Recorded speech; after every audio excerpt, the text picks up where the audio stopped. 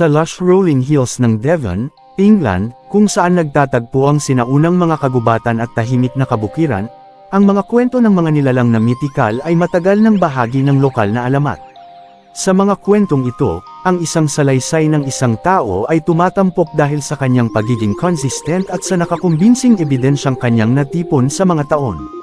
Si David, isang residente ng Devon, ay nag-aangkin na nakakita siya ng mga engkanto, mga maliit na nilalang na may pakpak na kadalasang itinuturing na kathang-isip lamang, mula pagkabata niya.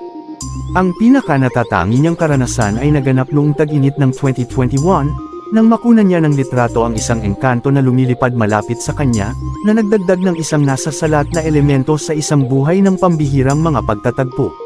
Nagsimula ang paglalakbay ni David kasama ang mga engkanto noong siya'y isang bata pa lamang na lumaki sa isang maliit na baryo sa loob ng kabukiran ng Devon.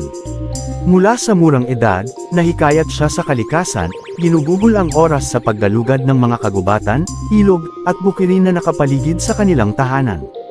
Isang araw, habang siya'y nag-iisa sa paglalakbay noong siya'y 7 taong gulang, unang nakatagpo ni David ang isang engkanto.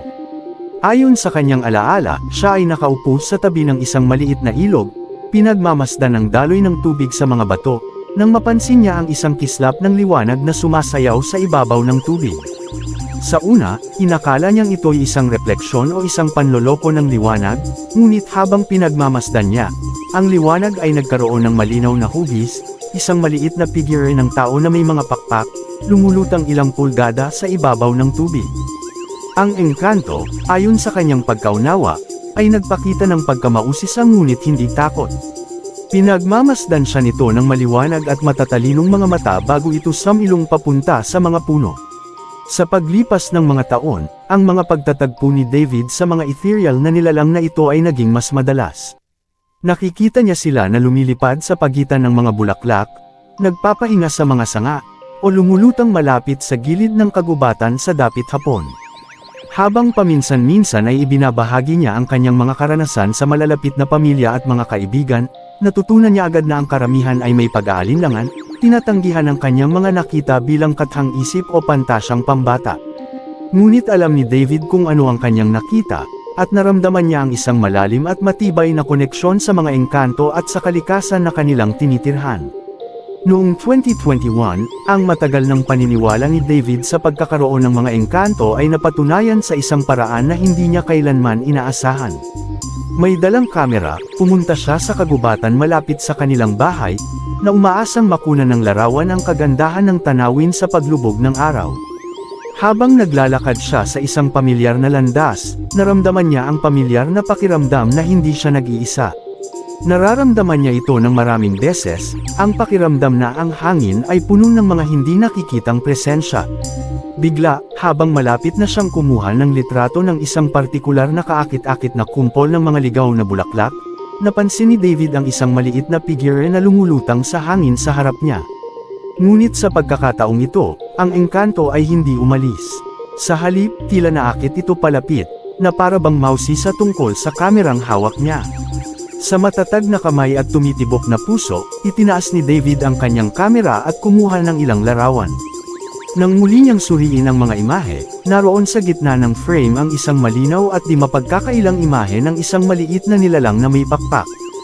Ang engkanto, na hindi lalampas sa ilang pulgada ang taas, ay may mga delikadong translucent na pakpak na kumikislap sa liwanag ng araw.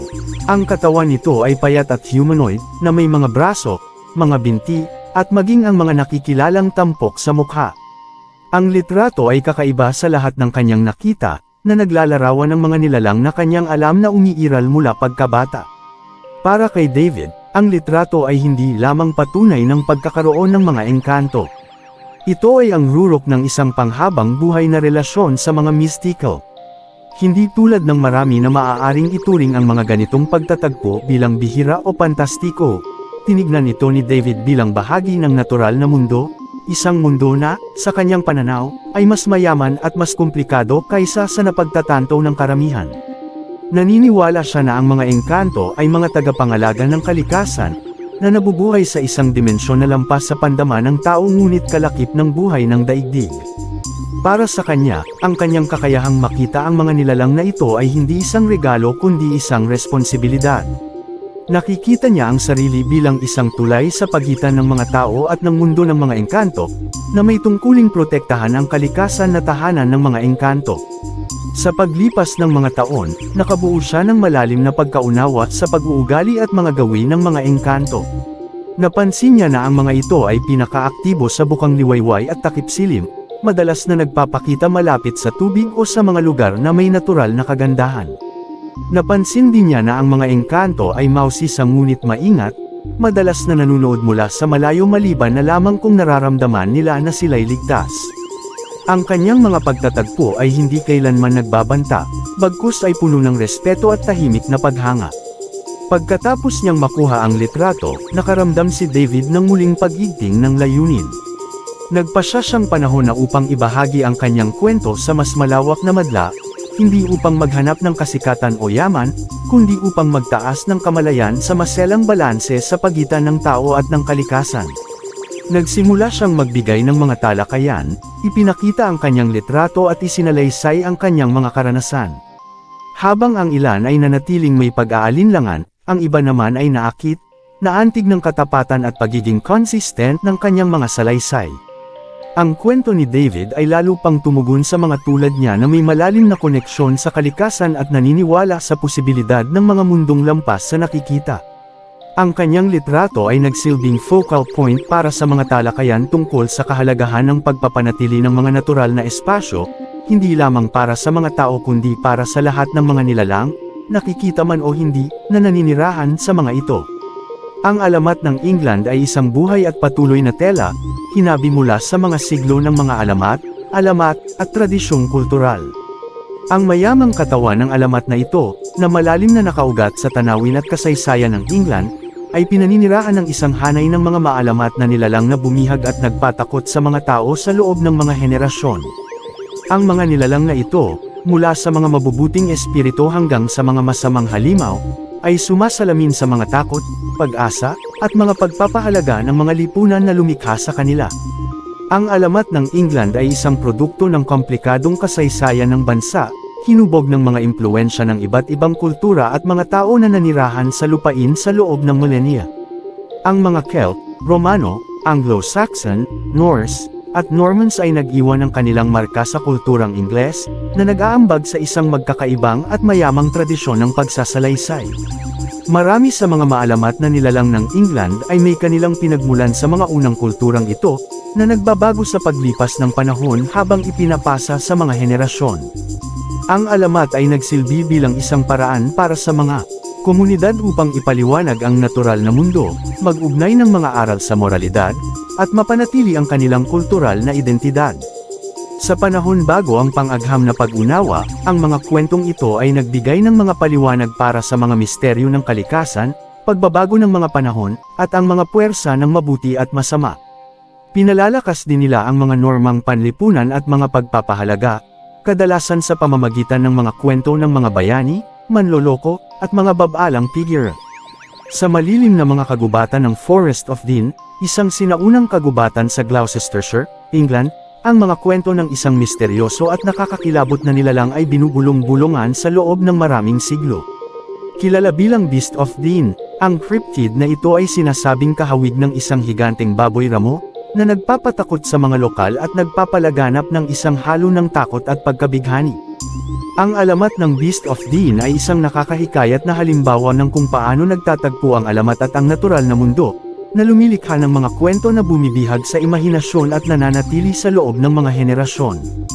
Ang Forest of Dean, na mayroong mga siksik na kagubatan, malalim na mga lambak, at mayamang wildlife, ay matagal nang naging lugar ng misteryo at alamat.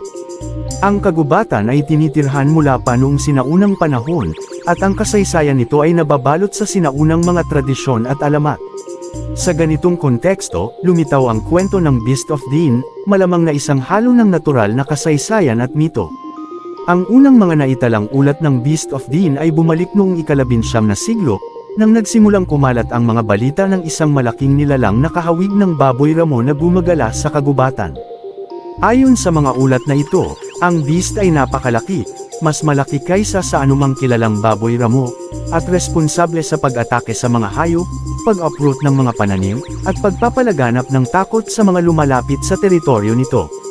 Ang ilang mga ulat ay nagsasabi pa nga na ang nilalang ay hindi tinatablan ng mga bala, na nagdaragdag ng isang supernatural na elemento sa alamat nito. Ang Beast of Dean ay mabilis na naging paksa ng lokal na alamat, na may mga kwento ng mga sightings nito na ipinapasa sa mga henerasyon. Ang alamat ay nagkamit ng karagdagang traksayon habang ang mga lokal na mangangaso at magsasaka ay nagtangka na hulihin ang nilalang, madalas na hindi nagtagumpay.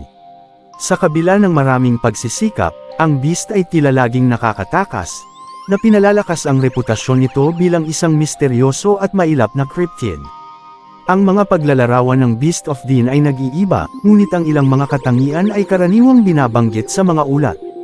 Ang nilalang ay karaniwang inilalarawan bilang kahawig ng isang baboy ramo, ngunit mas malaki, na may ilang mga ulat na nagsasabing ito ay kasing laki ng isang maliit na baka.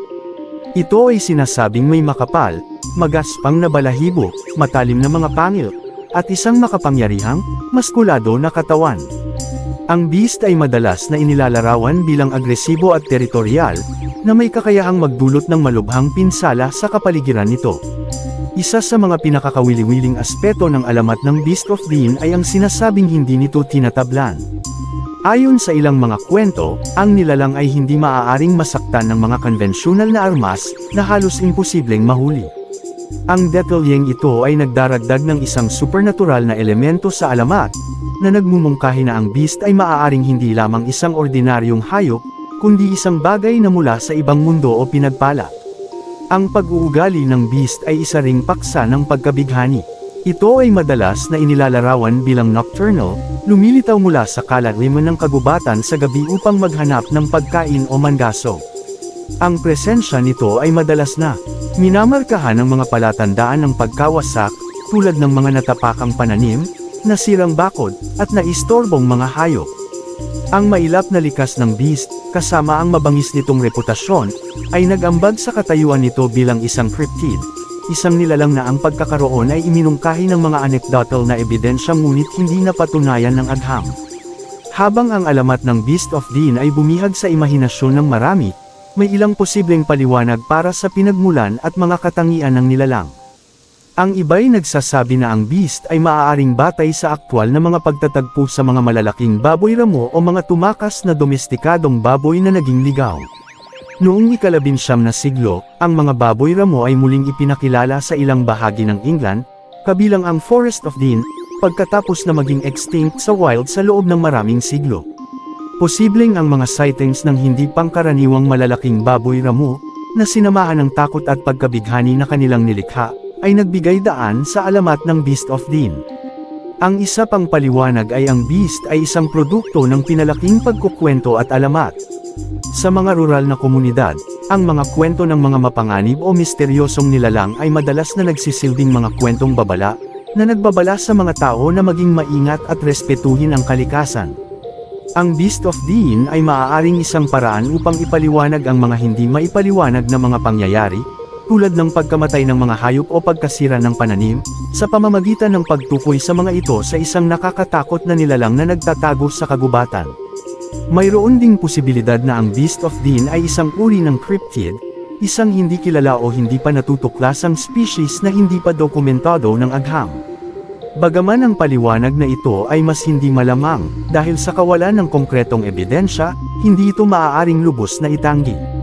Ang mga cryptid ay matagal ng bahagi ng alamat at popular na kultura, na kumakatawan sa posibilidad na mayroon pa ring mga misteryo sa natural na mundo na naghihintay na matuklasan. Ang alamat ng Beast of Dean ay nanatili sa modernong panahon, na patuloy na nagpapalaganap ng pagkamausisa at interes. Ang nilalang ay naging isang simbolo ng ligaw at hindi pa natatalikdan na kalikasan ng Forest of Dean, na sumasagisag sa pakiramdam ng misteryo at pakikipagsapalaran na inaalok ng kagubatan. Ang alamat ay ipinagdiriwang sa lokal na kultura, na may mga sanggunian sa Beast na lumalabas sa literatura, sining, at maging sa turismo. Ang kwento ng Beast of Dean ay sumasalamin din sa mas malawak na mga tema sa alamat ng England, tulad ng tensyon sa pagitan ng sangkatauhan at ng kalikasan, ang takot sa hindi alam, at ang kapangyarihan ng pagkukwento upang hugisin ang mga pananaw sa katotohanan. Tulad ng marami pang mga maalamat na nilalang, ang Beast of Dean ay nagsisilbing paalala ng malalim na koneksyon sa pagitan ng mga tao at ng mga tanawin na kanilang tinitirhan, gayon din ang patuloy na kaakit-akit ng misteryoso at hindi maipaliwanag. Sa ngayon, ang Beast of Dean ay isang nakakabighaning halimbawa ng kung paano maaaring magbago ang mga ordinaryong hayop sa maalamat na mga nilalang na bumibihag sa imahinasyon. Maging ito man ay batay sa tunay na mga pagtatagpo sa mga malalaking baboy ramo o purong produkto ng mito, ang alamat ng Beast of Dean ay patuloy na mahalagang bahagi ng kultural na pamana ng Forest of Dean. Hanggat nananatili ang kagubatan, gayon din ang mga kwento ng Beast, na nagpapaalala sa atin na mayroon pa ring mga misteryo sa mundo na hindi madaling ipaliwanag.